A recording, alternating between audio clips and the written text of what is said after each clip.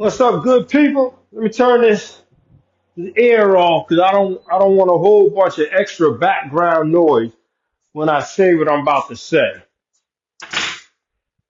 I want to make sure that what I say is heard loud and clear. Like the title, I say I might lose some friends on this one, but you want to know something? I might lose some friends if I don't say this one. A lot of us been losing friends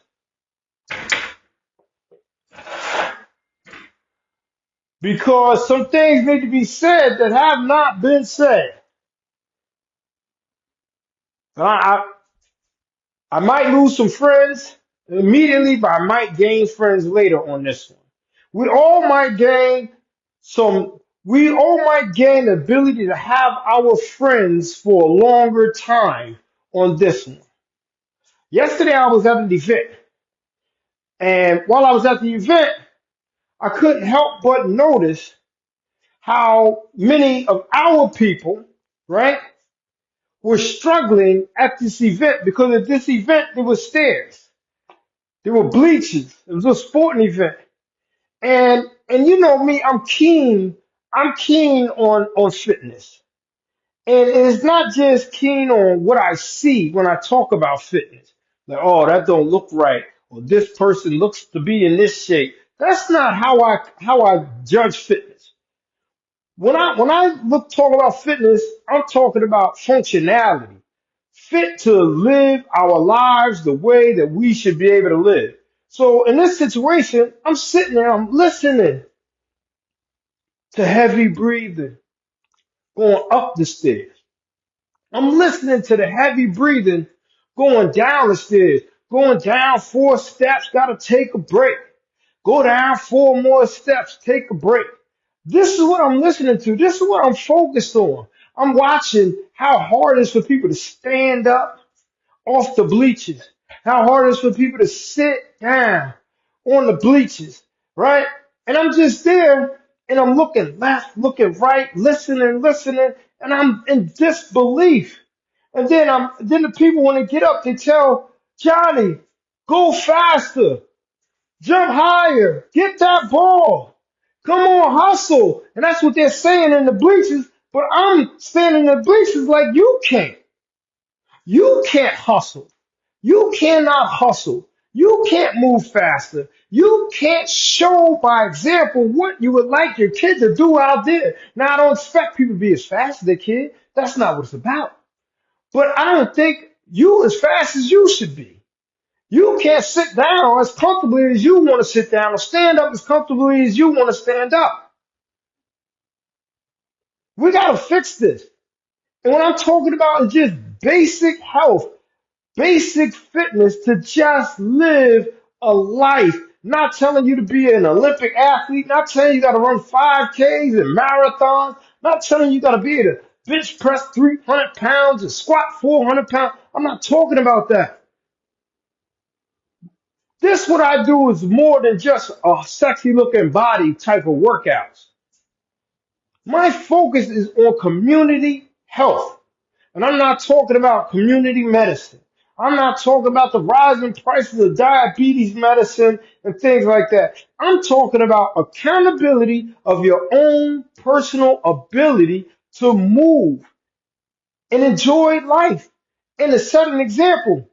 And I'm not talking about a 65-year-old lady or even a 50-year-old lady. I'm talking about 35-year-old moms. I'm talking about 35-year-old dads, 40-year-olds, broke down already. And then we're supposed to be looking forward to the great years in our 70s when we retire. But we halfway there. And the health is non-existent. The health is in a bad shape. And then we yell into the kids. But the kids, at the end of the day, so my leadership theory is called directing reflections. And directing reflections is about muted leadership, like silent leadership. When you look in the mirror is doing what you're doing. And for us, when we look in the mirror, it's our kids. And if I move my body a certain way, or I decide never to move. I decide I'm only going to eat this type of way, then my kids are going to do that too. At the end of the day, they hear what you say, but they're going to do what you do. And if you are modeling, and this takes some accountability and some real realness. If you are modeling crappy health, if you are modeling, hey, don't get up, don't move around, talk negative about exercise, and try to be unfit. If you were modeling eating crap, eating a bunch of sugar, putting sugar in everything, sugar in your collard greens, sugar in your green beans, sugar on your broccoli, just sugar everywhere. If that's what you're modeling, then you making it really for those kids to ever really achieve what they should be able to achieve.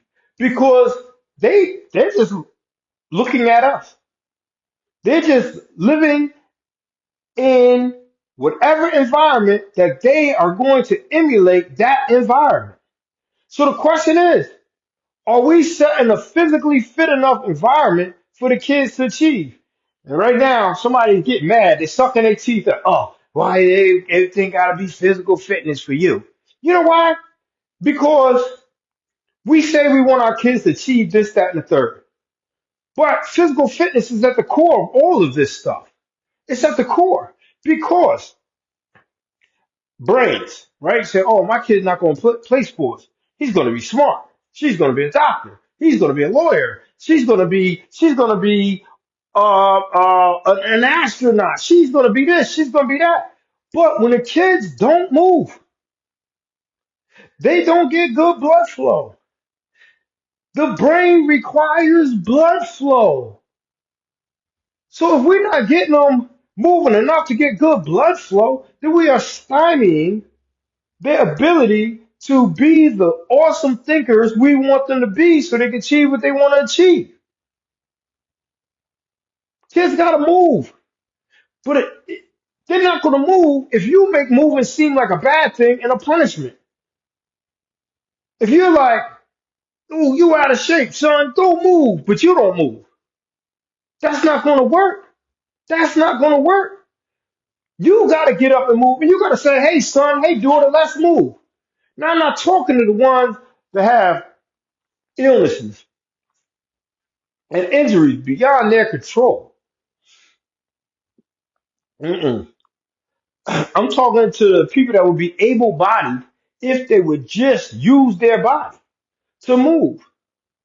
If you were in a sports situation and you had to go 4 steps and take a break, then if I was you, I would go back to that place every day and take 4 steps again until 5 gets easy, until 6 get easy. Because if I'm 35 years old and the 4th step got me huffing and puffing, the 5th step got me huffing and puffing, then at the age of 35, I gotta be like, in 15 years, I'll be 50.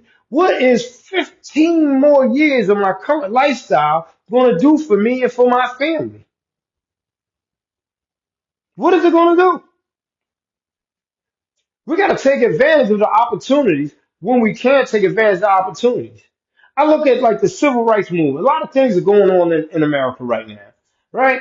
A lot of things going on in America, and we're like very conscious of it because everything's put in your face. But I'm gonna ask you this right now: if I grab 30 of the people that you deal with the most often, could y'all have ran across that bridge in Alabama? If I grab 30 your homies, 30 people that you deal with, could you have completed that march on Washington? Be- whoa. Because this is physical fitness, right? But they had to march, they had to walk, they had to endure physical basics. For them, it wasn't a question of this physicality. It was just like, let's go do this. We could do this. But can we do that? What would a 1 mile walk do to 30 of your closest friends? The 30 people you deal with the most, that you call friends, family, what would a 1 mile, 2 mile walk do to them? Can they? if and don't please don't let my PTSD offend you. But in my PTSD brain, I be thinking about emergency. If we had a major storm, Katrina style, can we overcome that? Can we move to a better ground? These are real life things. And as I sat there, listening to people huffing and puffing going upstairs, I'm like, yo, we gotta do better. We gotta do better. And that's why I became a trainer. That's why I started training people. And I remember when I retired from the army and they said, well, what are you going to do? I said, I'm going to train people. And they said, yeah, but what are you going to do for a living? I said, no, I go where God want me to go. And I see a place where I can be a blessing upon others because I know things that can help people. But not only that, but I did this because I believe I can motivate people to do better. And sometimes motivation, there's a thing called the carrot and the stick when you walking a donkey up the hill. Now, sometimes you put the carrot in front of the donkey and the donkey goes up because it wants the carrot. But sometimes what's good for the donkey is not enough to make it move. So they would bring the stick and pat it on the back, pow, and then it'll go. So the carrot is this. Hey, move. It'll feel get better. You'll feel better. Your lifestyle will become better. That's the carrot. But the stick is this. If we continue with the negative state of black health, we're going to be in a worse situation. We're going to continue to say RIP to 35 and 40-year-olds having heart problems, 50-year-olds having heart problems. We're going to continue with that. We're going to continue being locked down as a slave to medication. And we're going to harm our children's ability to perform in this life. And I'm gonna take it deep for you. Right now, every time I log on or I see these commercials, there's so much about ED drugs, right? And these ED drugs, the people on the commercials are young, young, young. And I'm like, wait, if young people got ED problems, what's going to be the effect on the next generation, and why are there so many ED problems? I'm not talking about the older man and stuff like that. I'm talking about the 30-year-old because they have no blood flow, because they have low testosterone, because they're not using their bodies, they're not moving their bodies. Therefore, your body's like, you don't need testosterone. Blood flow is crap. Young people having strokes.